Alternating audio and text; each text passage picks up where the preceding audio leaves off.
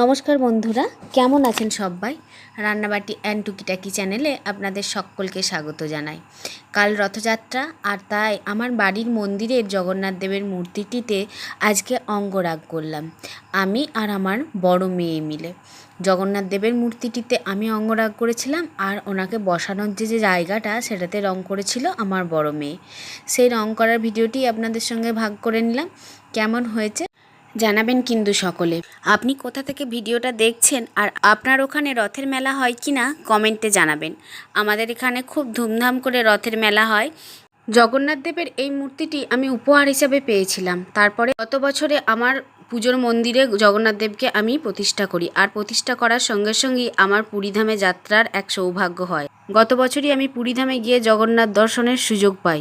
আপনাদের মধ্যে কার কার পুরী গিয়ে জগন্নাথ দেবের দর্শন করার সৌভাগ্য হয়েছে সেটাও কমেন্টে জানিয়ে যাবেন।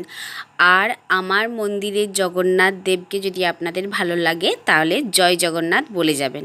শুভ রথযাত্রার অগ্রিম শুভেচ্ছা সবাইকে।